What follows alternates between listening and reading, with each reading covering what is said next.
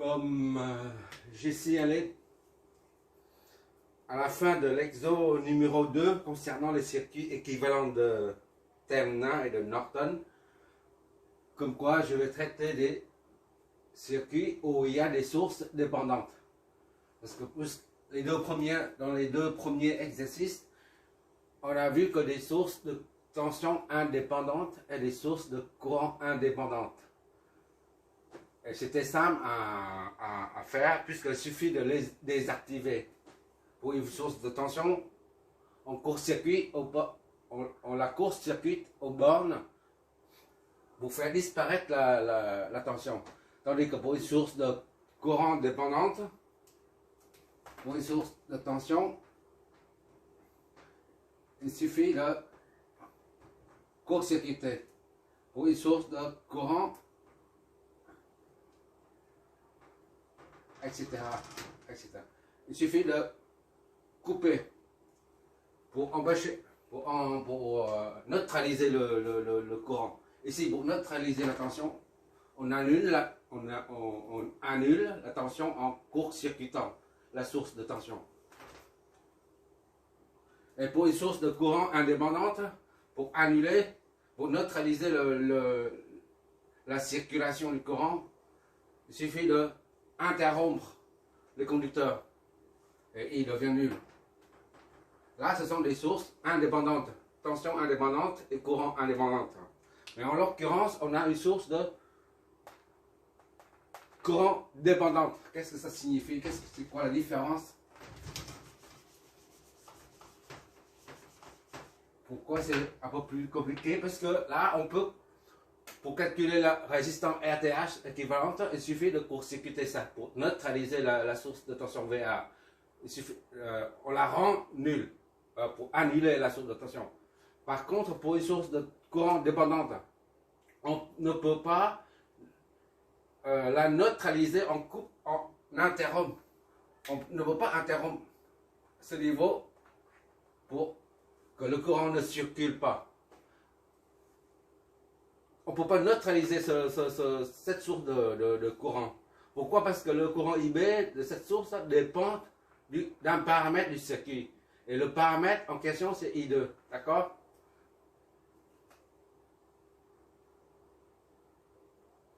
Donc là, le procédé à suivre est différent. Quand il y a après, il y a une source de courant ou de tension dépendante. D'accord? On fait autrement, on procède autrement. Bon, on y va pour une source de... Il faut trouver toujours, comme d'habitude, le circuit équivalent de Thevenin. Là, c'est une source indépendante de tension et VTH équivalente de Thevenin. Et RTH, c'est toujours une résistance équivalente de Thevenin. Donc, il faut trouver ça d'abord. RTH.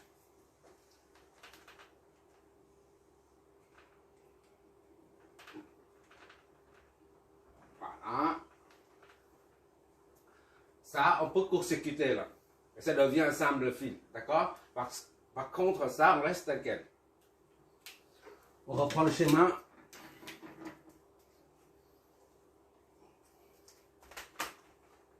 Ici, c'est un court-circuit.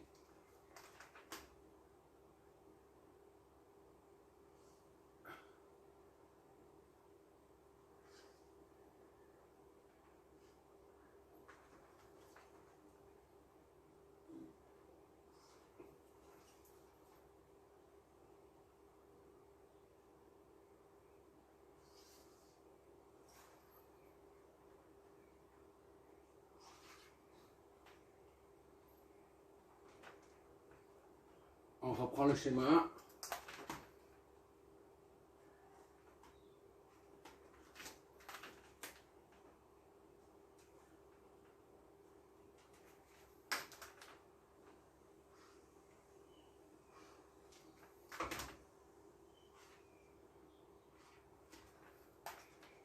Et puis comme ça, on ne peut pas, comme cette source-là, on ne peut pas l'annuler, on ne peut pas la neutraliser en redessine.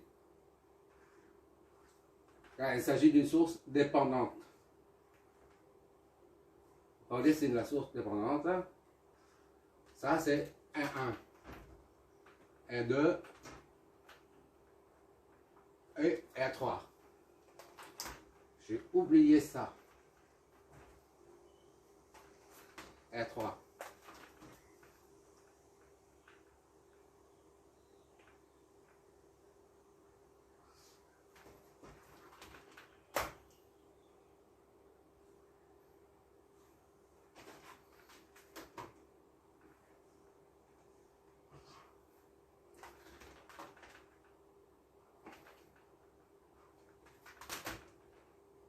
Voilà. R3. Qu'est-ce qu'on doit faire maintenant? Le recadrage. Ok.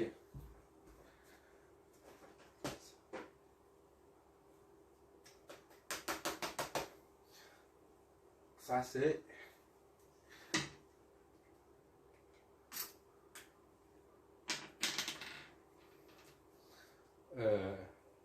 IB.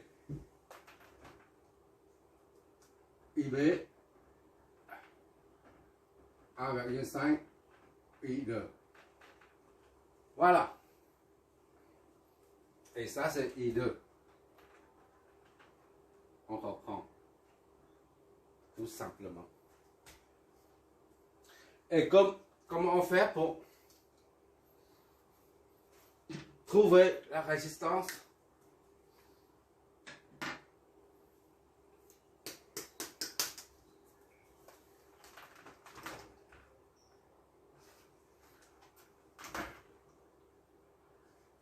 Équivalente de terminal aux bornes 1 et 2.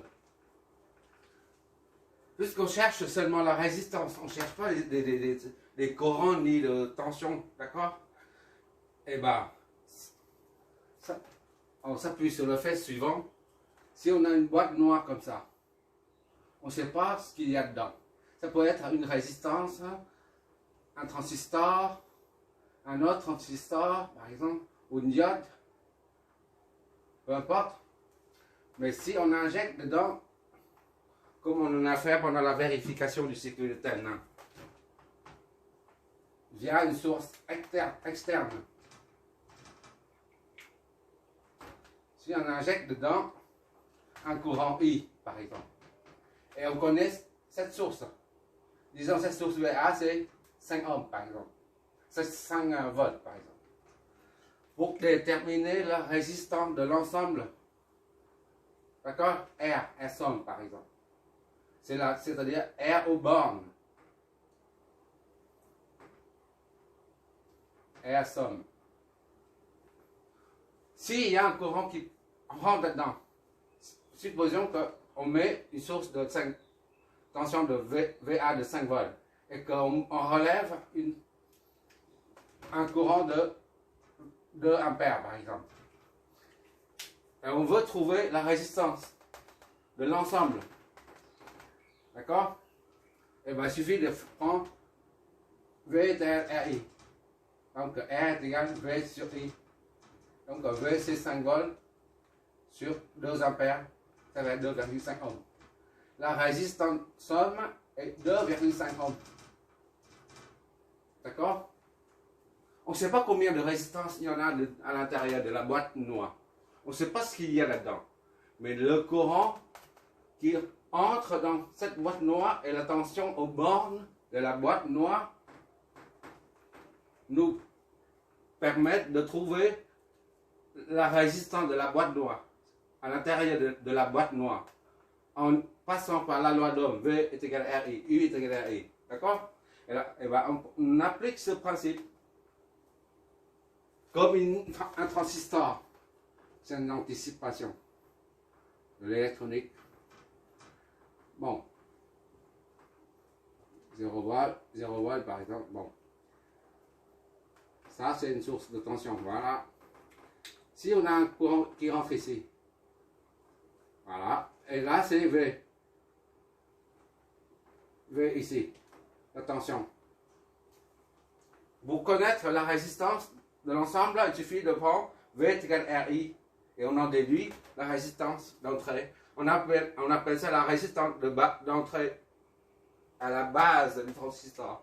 À la base, c'est l'émetteur, collecteur. Mais ça, on verra ça en électronique. Pour l'instant, on dit la résistance d'entrée, là, parce que I entre dans la base, est égal à, on prend la formule V, est égal à RI. R entrée à la base est multiplié par le courant entrée. Et R entrée, base, est égal à V sur I, tout simplement. On ne connaît pas la résistance ici. On ne connaît pas. Voilà, c'est en gros, hein, je ne suis pas rentré dans les détails. Hein. On verra, résistant émetteur, résistant talon, résistant... Tout ça, appartient à un autre cours. Mais pour l'instant, on peut dire que on peut calculer la résistance inconnue rien qu'en servant de la tension et du courant qui se manifeste aux bornes 1 et 2. Comme ici, là, la boîte noire, on ne connaît pas la résistance totale à l'intérieur, mais on connaît la tension aux bornes, c'est VA 5 volts. Et là, le courant qui pénètre à l'intérieur. Il suffit de connaître ces deux paramètres pour en déduire la résistance de la boîte, noire. D'accord? On applique ce principe à ça. Voilà, juste un petit rappel pour mieux comprendre ce qu'on va faire là.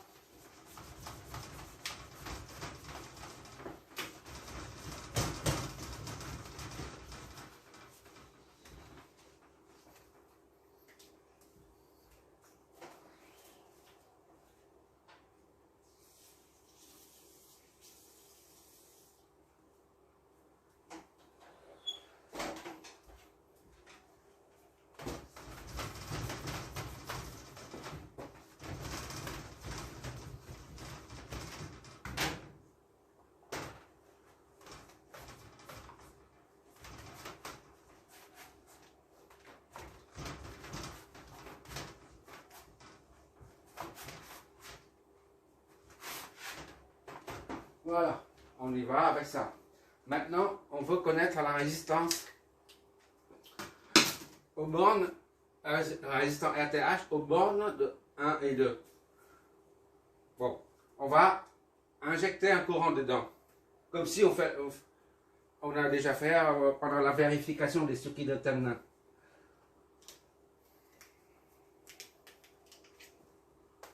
Via une source de tension externe.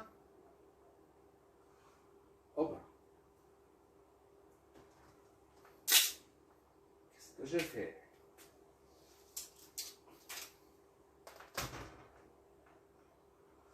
Voilà.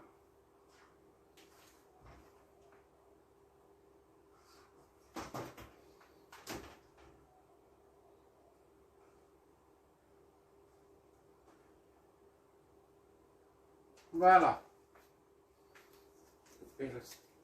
Hop là. On prend, comme d'habitude, pour simplifier les calculs, un vol ici. VE, disons VE, on appelle ça VE, c'est 1 vol. D'accord? Donc, on a un VE qui va débiter un courant IE dedans. D'accord? Et après, on déduit la résistance aux bornes 1, 2. Pour l'instant, on connaît que la source de tension VE. On ne connaît pas ça.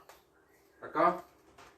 Il faut trouver IE et à partir de là, à partir de la loi d'Ohm, on en déduit RTH aux bornes 1, 2. Voilà, c'est assez clair maintenant.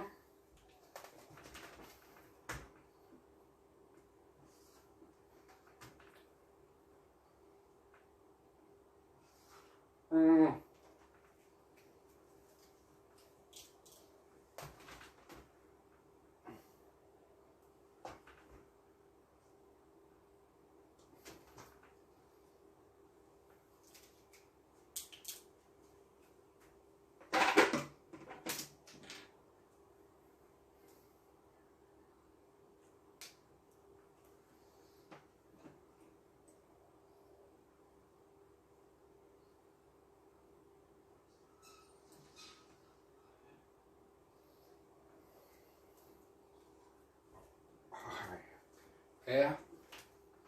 1, 1, 2, 1, 3. Voilà.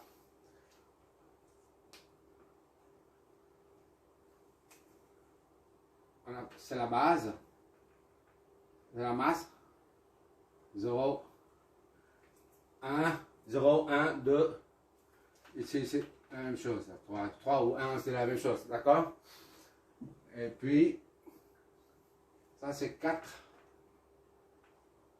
et 5. N'oubliez pas, 5 c'est la même chose que 0 ou 2. D'accord?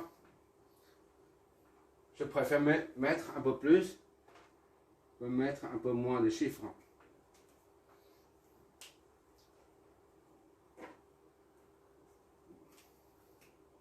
Ce courant-là, on connaît, c'est une donnée. D'accord? Les deux courants se joignent ici pour donner un autre courant qui descend. D'accord? 1 et 2. Ça c'est I3. D'accord? I3. Il est comme ça. 2 et 3. On appelle ça IB. Le IB qui sort d'ici. Reste IB. Quoi encore? I1. Ici. Par exemple. On a I1, I2, I3. IB et IE. Voilà. On vérifie la logique. L'essence de courant. Ça, IE et I2 entrent dans le nœud 3. Et il y a I3 qui sort. Donc c'est fluide. Il n'y a pas d'embouteillage, il n'y a pas de bouchon. C'est bon. Et là, le courant IB qui monte au nœud 4. Il y a deux courants qui en sortent. I1 et I3. I1 et I2. Donc c'est fluide aussi. Il n'y a pas d'embouteillage, il n'y a pas de bouchon. I1 qui arrive ici, I3 qui arrive au nœud 0 aussi, et il y a deux IB et I3 qui en sortent. D'accord? Donc c'est bon. Tout est fluide, tout est cohérent. Maintenant, on peut flécher les courants et les tensions. Ça, oh là.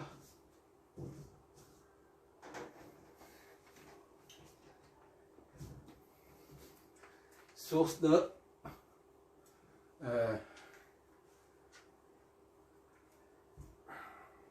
appelle ça V30. Allez, V30.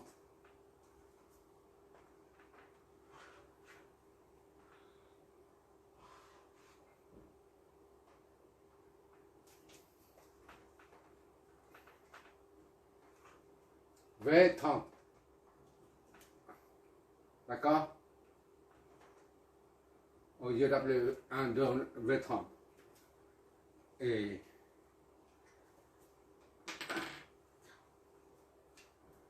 ça, c'est 43.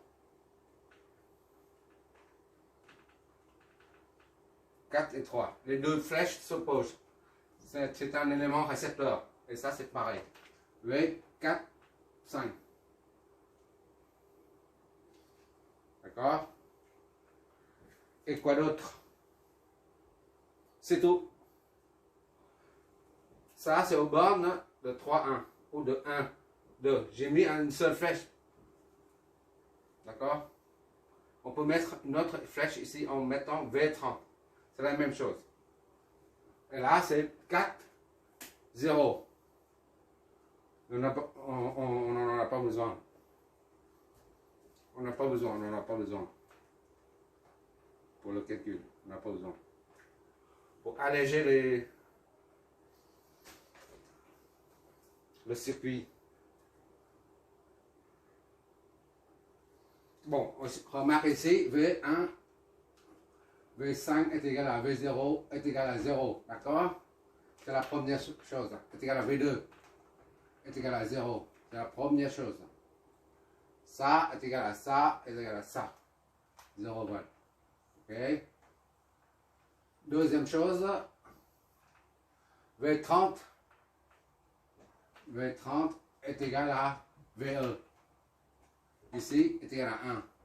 V30, c'est V3 moins V0 est égal à 1. Ça, 0. Donc V3 est égal à 1 volt. V3 ou V1, c'est la même chose, d'accord?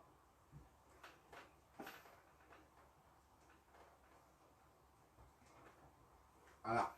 V3 est égal à V1.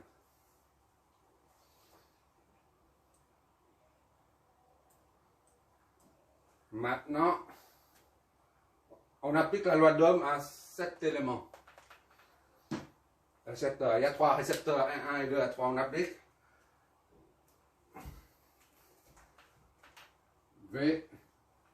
V45 est égal à R1 fois I1. V45 est égal à V4 moins V5. R1, I1. Soit I1 est égal à V4 moins V5 sur R1. V4 inconnu, de même que... Non, V5 c'est connu, V4 c'est inconnu. Potentiel au point 4. D'accord? V3, V4. D'accord?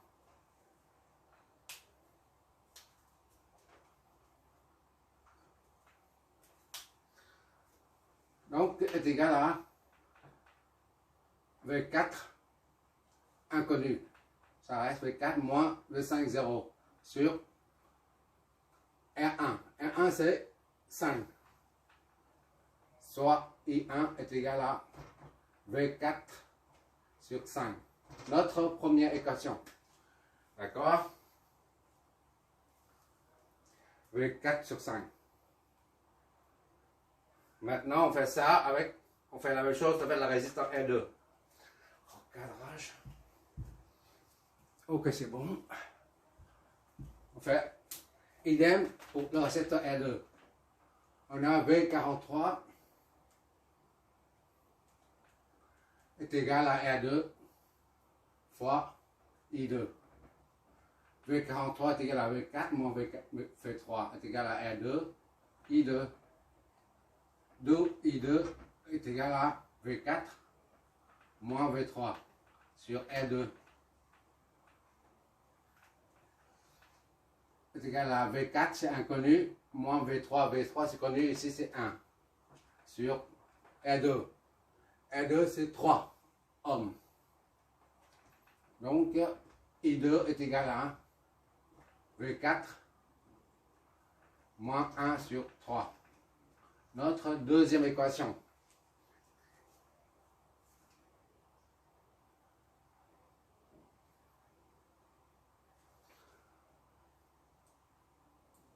Maintenant, il nous reste celui-là à appliquer, là, V30. Pour ça,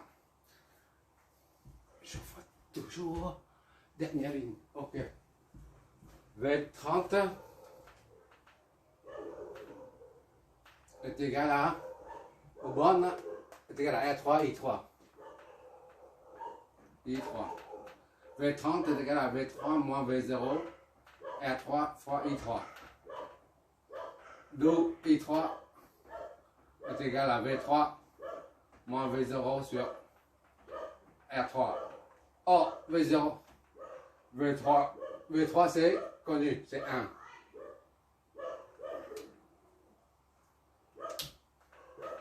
Moins V0 c'est 0. Sur R3 c'est 4. Et 3 est égal à 1 quatrième, c'est-à-dire 0,25 ampères.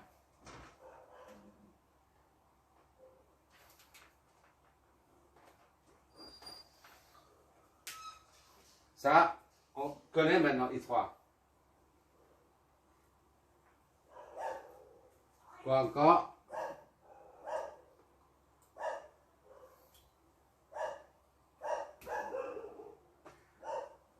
On va attaquer ce nœud.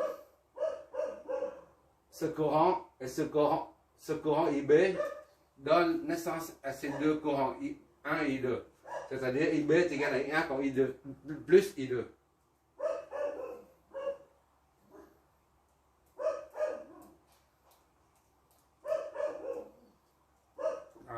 Comment faire?